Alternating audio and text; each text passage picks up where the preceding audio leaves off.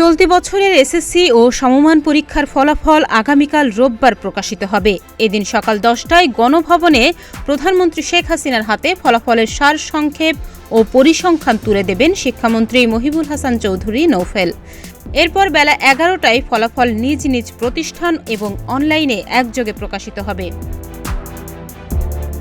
সম্প্রতি শিক্ষা মন্ত্রণালয়ের সংবাদ বিজ্ঞপ্তিতে বলা হয়, রোববার সকাল 10টায় গণভবনে চলতি বছরের মাধ্যমিক ও সমমান পরীক্ষার ফলাফল ও পরিসংখ্যান প্রধানমন্ত্রী শেখ হাসিনার হাতে হস্তান্তর করা হবে।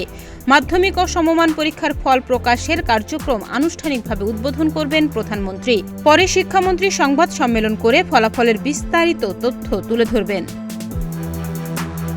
এদিকে মাধ্যমিক ও উচ্চশিক্ষা বোর্ড ঢাকার পরীক্ষা নিয়ন্ত্রক অধ্যাপক মোহাম্মদ আবুল বাশার স্বাক্ষরিত অফিস আদেশে বলা হয়, ফল প্রকাশের পরে শিক্ষার্থীরা শিক্ষা বোর্ডগুলোর ওয়েবসাইট ও SMS এর মাধ্যমে ফল জানতে পারবে।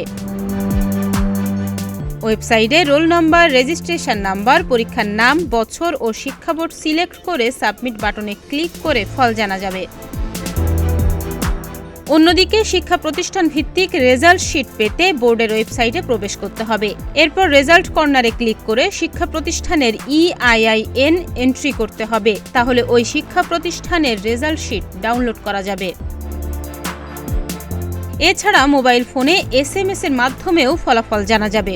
সেক্ষেত্রে ফোনের মেসেজ অপশানে গিয়ে SSC লিখে স্পেস দিয়ে বোর্ডের নামের প্রথম 3 অক্ষর লিখে স্পেস দিয়ে রোল নম্বর লিখে আবার স্পেস দিয়ে পাশের বছর লিখে পাঠাতে হবে 16222 নম্বরে। ফিরতি SMS এর মাধ্যমে জানা যাবে ফলাফল।